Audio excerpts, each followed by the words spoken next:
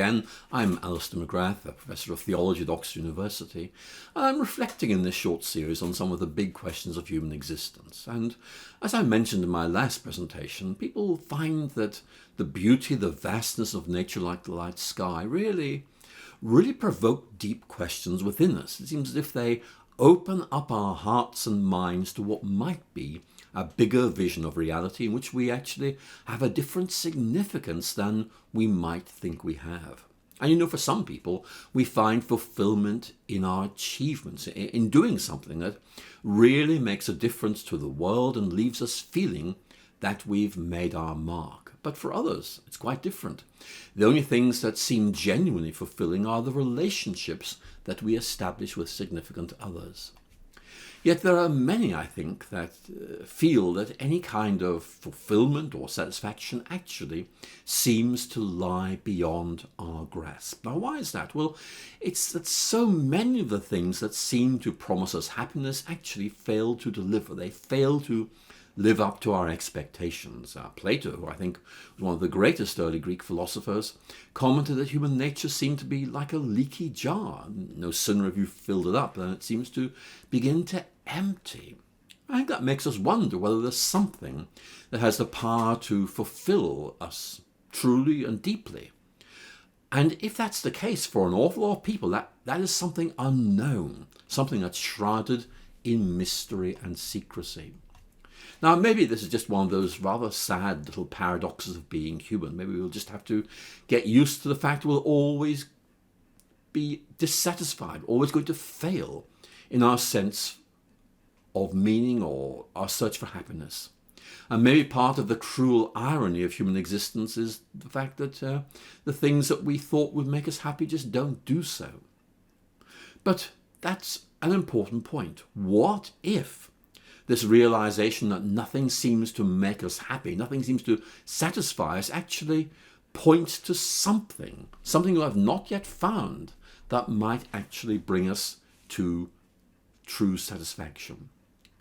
Maybe this sense of emptiness or dissatisfaction is trying to tell us something. Maybe it's pointing to something which we don't at present know, but is somehow hinted at by what we do know.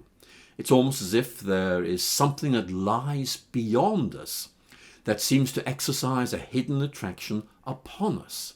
Perhaps there lies a new world beyond the horizon of our experience, a world that we can only know through hints and rumours. It's a bit like, I think, living by the ocean. Every now and then strange plants seem to be washed up on the shoreline, which are a signal there's something beyond our horizon that we have yet to discover.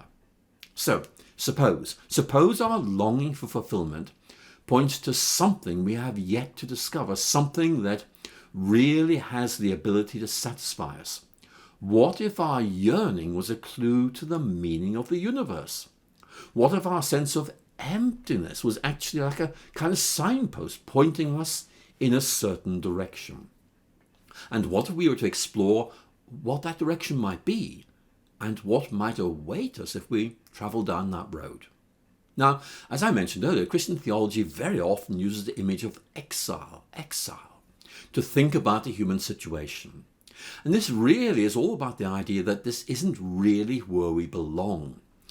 This way of thinking it really suggests that we're a bit like the people of Jerusalem who were exiled to Babylon more than 2,000 years ago.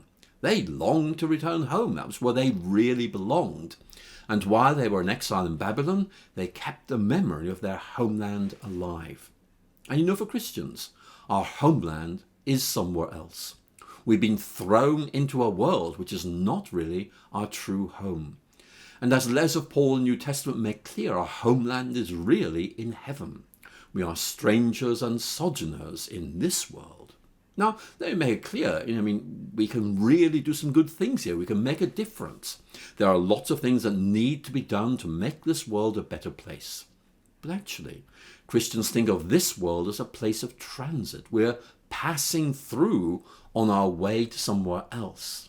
And even in this world, we feel the draw of our final goal, as if something is beyond us, drawing us to it like a magnet, drawing the compass needle towards it. Now, sure, there are some who, in effect, argue that this world is all that there is. As the great romantic poet William Blake once remarked, man has closed himself up till he sees all things through narrow chinks of his cavern. That's a very striking image. Blake is suggesting we imprison ourselves. Nobody else has done it. We've done it. We've imprisoned ourselves in a narrow and bleak world, and we see everything from this perspective, and so we cannot break free from it. We've chosen to live in this way. But we need to reflect on this. Is it right? Might there be other ways of looking at things? So in the next video, I'll explore this very interesting point further in dialogue with the great classical philosopher Plato. So thank you so much for listening, and we'll speak again very soon.